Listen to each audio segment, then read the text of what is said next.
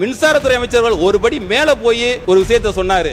அவர் ஏற்கனவே இருந்த ஆர்எஸ்எஸ் கொள்கை பாணியில குலக்கல்விக்கு ஆதரவா பேசி இருக்கிறாரு.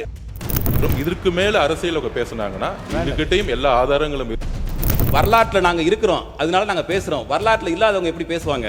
ஏற்கனவே நீங்க பேசிய பேச்சில் அரசியலை வைத்து இதில் பேச வேண்டாம், ஆக்கப்பூர்வமாக பேச வேண்டும் என்று சொல்ல பிறகும் கூட நான் மாண்புமிகு எதிர்கட்சி கொறடாவில் தான் சொல்லுவேன். நீங்கள் தான் தயார்படுத்தி அனுப்பணும் என்ன பேசுறதுக்கு.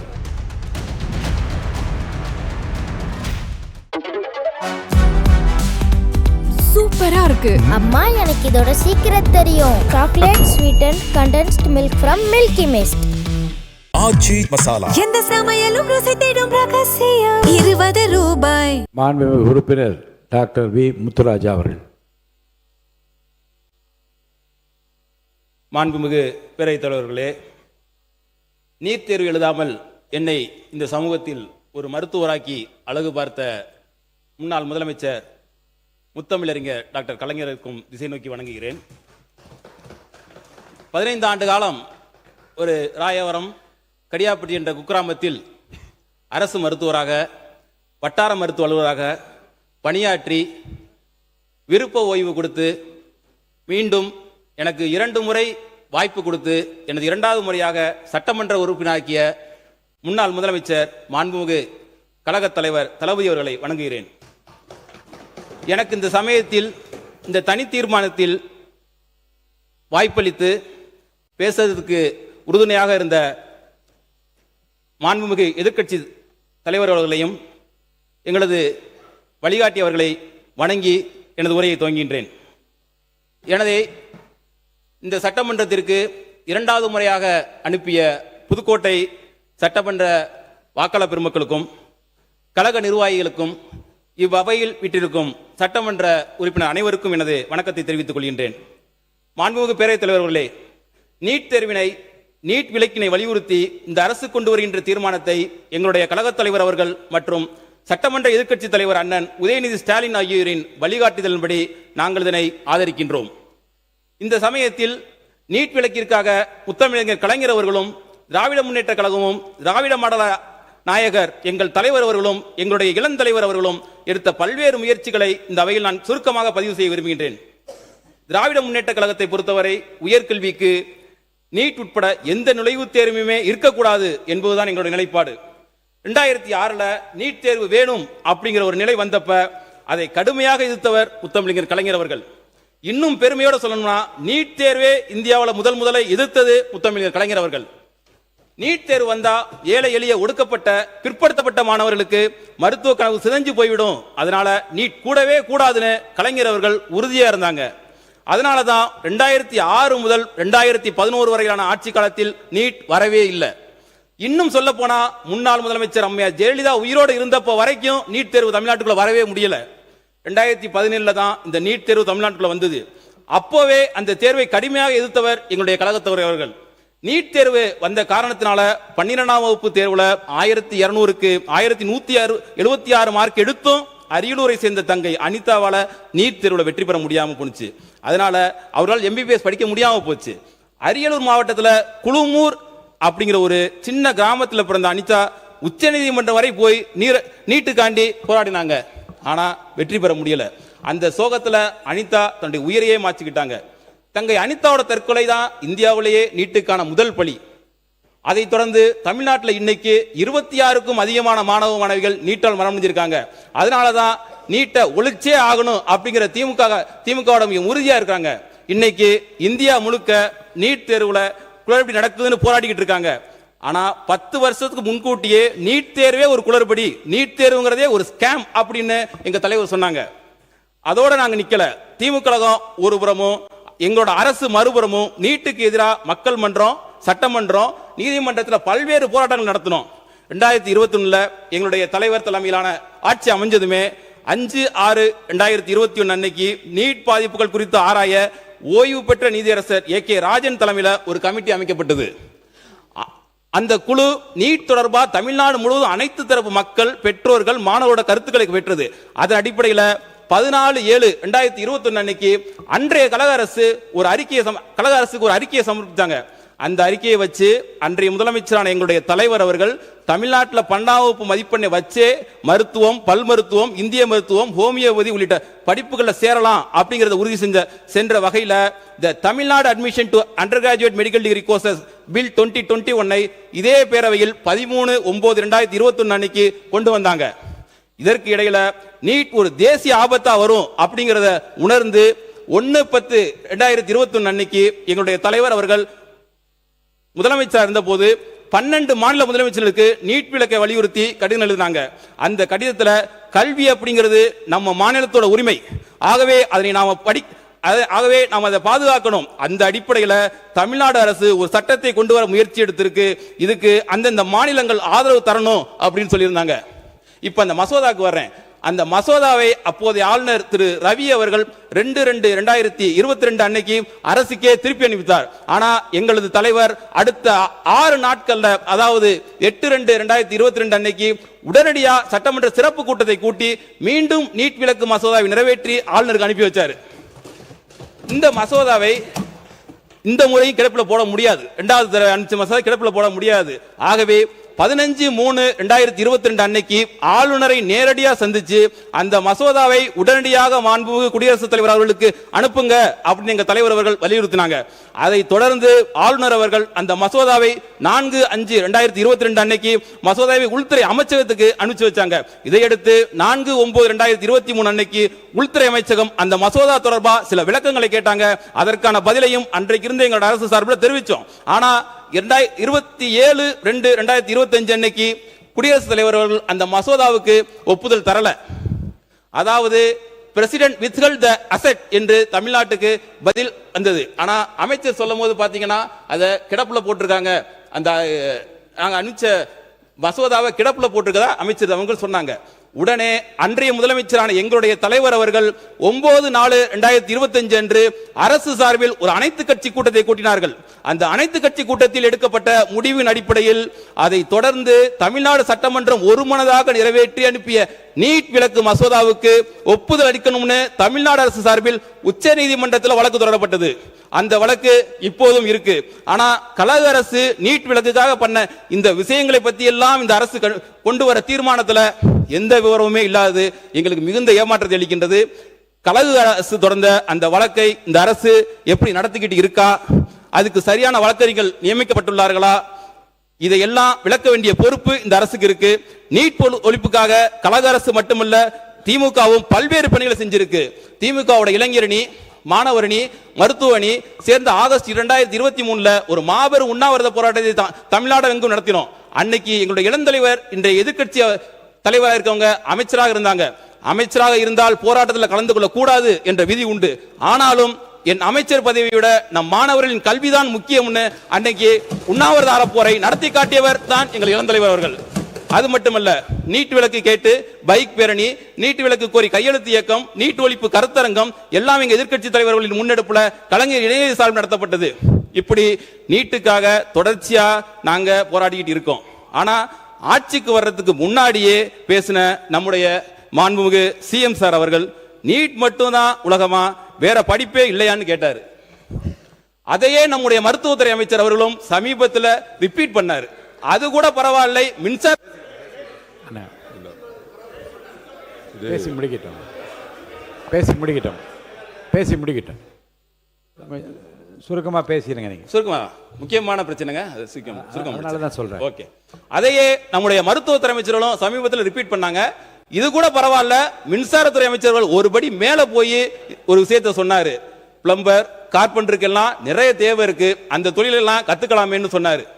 அவர் ஏற்கனவே இருந்த ஆர்எஸ்எஸ் கொள்கை பாணியில குலக்கல்விக்கு ஆதரவா பேசி இருக்கிறாரு. அதுக்கு சமூக வலைதளங்கள்ல கடும் எதிர்ப்பு கிளம்பிருச்சு.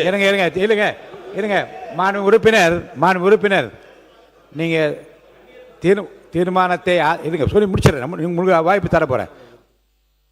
தீர்மானத்தை ஆதரித்து பேசுகிற போது அதை ஒட்டிய கருத்துக்கள் சொல்லிக்கொண்டு வந்து நான் அமைதியாக இருந்தேன்.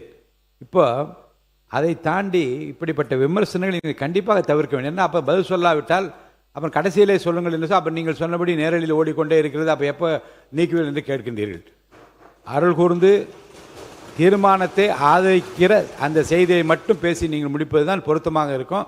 இப்போ சொன்னதுக்கு அவங்க கண்டிப்பாக பதில் சொல்லவில்லை, நான் நீக்கி விடுவேன். பதில் சொல்லுங்கள். தேவை இந்த இந்த இந்த தீர்மானத்தை ஒட்டி தேவையான தேவையில்லாத விஷயங்களை பேச மாண்புமிகு பேரவைத் தலைவர்களே. ஏனென்றால் தேவையில்லாத விஷயங்கள் பொதுப்பணித்துறை அமைச்சர் அவர்கள். மாண்புமிகு பேரவைத் தலைவர்களே, இந்த தீர்மானத்தில் அரசியல் தேவையில்லை, ஒருமனதாக நிறைவேற்றும். இது மாணவர்களுடைய எதிர்கால பிரச்சனை. தமிழக வெற்றி கழகத்துடைய தலைவர் தேர்தலுக்கு முன்பே ஏன் அரசியல் வருவதற்கு முன்பே தங்கை அனிதாவுடைய மரணத்தில் பங்கேற்றவர். அதிலேயே அவருடைய நிலைப்பாடு தெளிவா இருக்கு. இதோட ஒரு 7-8 அறிக்கையை எங்களுடைய தமிழக வெற்றி கழக தலைவராக இருந்து முதலமைச்சராக இருந்து எல்லா விதத்திலையும் தன்னுடைய அறிக்கையை கொடுத்திருக்கிறாரு, தன்னுடைய பதிவை செய்திருக்கிறாரு. இந்த நீட் தீர்மானங்கிறது அரசியலுக்கு அப்பாற்பட்டு நாங்களும் குறை சொல்ல முடியும். அதனால திமுக என்ன செய்தது, ஒன்றிய அரசியல் மத்திய அமைச்சராக இருக்கும்போது என்ன செய்தது, அதுக்குள்ள போக விரும்பல. இங்க அரசியல் பேச வேண்டாம், பழைய வரலாறை பத்தி பேச வேண்டாம். எல்லா உறுப்பினர்களும் தமிழகம் முதற்கொண்டு இங்க இருக்கக்கூடிய எல்லா கட்சிகளும் பிஜேபியை தவிர எல்லோரும் ஒரே நிலைப்பாடில் இருக்கிறோம். இந்த இடத்துல அரசியல் பேசாமல் இந்த தீர்மானத்தை திமுக வழிமொழிந்து ஒருமனதாக தீர்மானத்தை நிறைவேற்ற நினைக்கிறோம். இதற்கு மேல அரசியல் பேசினாங்கன்னா எங்ககிட்டயும் எல்லா ஆதாரங்களும் இருக்கு, நாங்களும் பேசுவோம். நான் என்ன சொல்றேன் பாருங்க, மாண்புமிகு பொதுப்பணித்துறை அமைச்சர் அவர்கள் சொல்கிற கருத்து ஏற்புடையதாக இருக்கும். ஆனால் எல்லா ஆதாரங்களும் திரும்ப விவாதங்கள் வளர்ந்து வரலாறு திரும்ப திரும்ப பார்க்க வேண்டியது இருக்கும். அருள் கூர்ந்து பேசுகின்ற உறுப்பினர் இப்போது சுருக்கமாக இதை ஆதரிக்கக்கூடிய கருத்துக்களை மட்டும் பேசி முடிக்குமாறு நான் கேட்டுக்கொள்கிறேன். முக்கியமானதான் தலைவரை பேசுறேன். வரலாற்றில் நாங்கள் இருக்கிறோம், அதனால நாங்கள் பேசுறோம். வரலாற்றில் இல்லாதவங்க எப்படி பேசுவாங்க? ஒரு குழந்தை நேரடியாக இப்படி நீங்கள் பேரவையில் இப்படி நேரடியாக இப்படி பேசுவதை தவிர நான் அனுமதிக்க முடியாது. ஏற்கனவே நீங்கள் பேசிய பேச்சில் இந்த தீர்மானத்தை ஒட்டி இல்லாத கருத்துக்கள் எல்லாம் அவைக்குள்ள நீக்கப்படுகிறது. மாண்புமிகு உறுப்பினர் பேசி முடிக்கலாம். சரி, ஓகே. ஒரு குழந்தை மருத்துவர் ஆகணும்னா ஆசைப்படுதுன்னா அதை தடுக்க யாருக்குமே உரிமை கிடையாது. ஆகவே முதலமைச்சரும் அமைச்சர்களும் மாணவர்களை பார்த்து நீர் தேடிச்செறிய முடியலன்னா விட்டுருங்க, வேற படிப்பை படிங்க அப்படிங்கிற தோணியில பேசாம மருத்துவர் ஆனா கனவு காண்கிற மாணவரோட எண்ணத்தை சிதைக்கிற மாதிரி ஆயிடுது. ஆகவே அது மட்டுமல்ல, நீட் குளறுபடிகளை, நீட் வினாத்தாள் லீக் ஆனதை எதிர்த்து டெல்லியில காக்ரோச் ஜனதா பார்ட்டி மிகப்பெரிய போராட்டத்தை நடத்தினாங்க. அந்த போராட்டம் நாடு முழுவதும் பரவிச்சு. உண்ணாவிரதம் இருந்த சமூக ஆர்வலர் திரு சோனம் வாங்சுக் அவர்களை எங்களுடைய துணை பொதுச் செயலாளர் திரு ராசா அவர்கள் போய் ஆதரவு தந்தாங்க. சிஜேபி போராட்டத்துக்கு எங்களுடைய நாடாளுமன்ற குழு தலைவர் திருமிகு கனிமொழி கருணாநிதி அவர்கள் நேரில் போய் ஆதரவு தந்தாங்க. ஆனா ஏன் தாவேகா சார்பில் ஒருத்தர் கூட போகவே இல்லை? தவறான கருத்து சொல்றீங்க. பள்ளிக்கல்வித்துறை அமைச்சர் அவர்கள். மாண்புமிகு பேரவைத் தலைவர் அவர்களே, ஒரு நோய் தொற்றில் குழந்தைகள் இறக்கலாம், ஆனால் ஒரு தேர்வு முறையில் இத்தனை குழந்தைகள் இறந்ததையெல்லாம் அம்மா சுட்டிக்காட்டிய போது இந்த அரங்கம் அதிர்ந்தது. வரலாற்றில் முக்கியத்துவம் வாய்ந்த ஒரு நீட் எதிர்ப்பு சிறப்பு தீர்மானத்தை மாண்புமிகு சுகாதாரத்துறை அமைச்சர் கொண்டு வந்திருக்கிறார். அதை குறித்து பேசிய அண்ணன் அவர்கள் கூட எங்கோ பலனடைந்த ஒரு சில குழந்தைகளை சுட்டி காண்பித்தார். ஆனால் பலனடைகிற ஒரு சில குழந்தைகளை விட பாதிக்கப்படுகிற பல லட்சம் அரசு பள்ளி குழந்தைகளினுடைய நலனை கருத்தில் கொண்டுதான் இந்த வரலாற்று சிறப்புமிக்க நீட் எதிர்ப்பு தீர்மானம் கொண்டு வரப்பட்டிருக்கு. பெருந்தன்மையோடு இத்தனை அவதூறுகளையும் தாண்டி மதிப்பிற்குரிய மாண்புமிகு பொதுப்பணித்துறை அமைச்சர் சொல்கிறார், அரசியலை வைத்து இதில் பேச வேண்டாம், ஆக்கப்பூர்வமாக பேச வேண்டும் என்று சொல்லின பிறகும் கூட தொடர்ச்சியாக மாண்புமிகு உறுப்பினர் அவர்கள் அவதூறுகளை அள்ளி வீசுகிறார். நான் சொல்லிக் கொள்கிறேன், அரசியலில் அரியணை ஏறுவதற்கு முன்பே அருமை தங்கை இந்த நீட்டுக்கு எதிரான போரில் முதல் விதையாக விழுந்த அனிதாவின் வீட்டில் தரையில் அமர்ந்த மனிதர் என்னுடைய மாண்புமிகு முதல்வர். அனிதாவின் உடன் பிறந்த அண்ணன், உடன் பிறந்த சகோதரன், அனிதா வாங்கிய அந்த +2 மதிப்பெண்ணை டி-ஷர்ட்டில் போட்டு அலைந்த மாமனிதன், மணிரத்னம் மட்டுமல்ல உடன்பிறவாத அண்ணனாக நின்று கொண்டிருந்தவர் என்னுடைய மாண்புமிகு முதல்வர். மதிப்பிற்குரிய பொது உடைமை தோழர்களினுடைய தமிழ்நாட்டு அரசியலுக்கு பாலபாடம் எடுக்கக்கூடிய பால நிலத்தில் அந்த போராட்டம் நடைபெற்ற போது அந்த போராட்ட களத்திலே போராடிய அப்பாவி மாணவர்களினுடைய புகழை திருடக்கூடிய ஒரு கூட்டத்தின் மத்தியிலும் கூட என்னை அனுப்பி அந்த போராட்டக்காரர்களை பார்க்க சொன்னவர் என்னுடைய மாண்புமிகு முதல்வர்.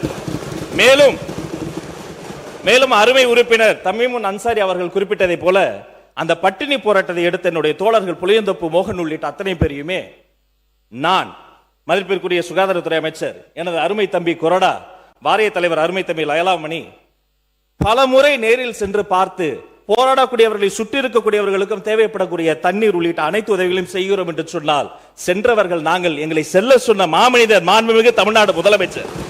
எனவே தயவு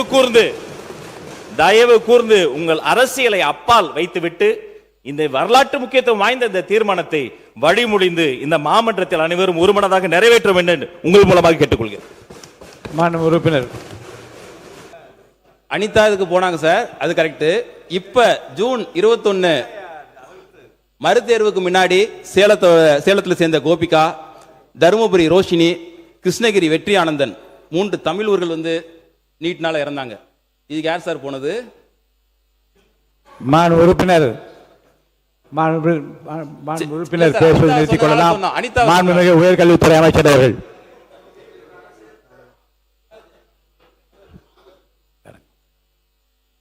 பேரவைத் தலைவர் அவர்களே, இத்தனை முறை கூறியும் அவர் மீண்டும் அரசியலை பேசிக் கொண்டிருக்கிறார். அண்ணனுக்கு ஒரு நினைவூட்டல். 2024ஆம் ஆண்டு இன்டர்ன்ஷிப் போன இடத்தில் கிணற்றில் தவறி விழுந்த ஒரு அரசு மாணவனுக்கு 2.5 ஆண்டுகள் கழித்து அங்கிருந்து யாருமே ஆறுதல் கூட சொல்லவில்லை, நேரில் கூட சென்று பார்க்கவில்லை. அவருடைய தாயாருக்கு ஒரு அரசு பணி கூட தரவில்லை. ஆனால் அரசியலுக்கே வருவதற்கு முன்பு அனிதாவினுடைய வீடுன்னு கூட சொல்ல முடியாது, ஒரு சின்ன குடிசை, கார் நுழைய முடியாத பாதையில் கூட அவருடைய கால் நுழைந்தது. நீங்கள் 1000 அவதூறை வீசினாலும் அந்த மாமனிதரை கலங்கப்படுத்த முடியாது. போதும். மாண்பு உயர்கல்வித்துறை அமைச்சர் அவர்கள். மாண்புமிகு பேரவை தலைவர் அவர்களே, மிகவும் முக்கியத்துவம் வாய்ந்த தீர்மானத்தை மக்கள் நல்வாழ்வுத்துறை அமைச்சர் கொண்டு வந்திருக்கிறார். அரசின் சார்பில் கொண்டு வந்திருக்கிற இந்த தனி தீர்மானத்தை இந்திய தேசிய காங்கிரஸ் பேரியக்கத்தின் சார்பாக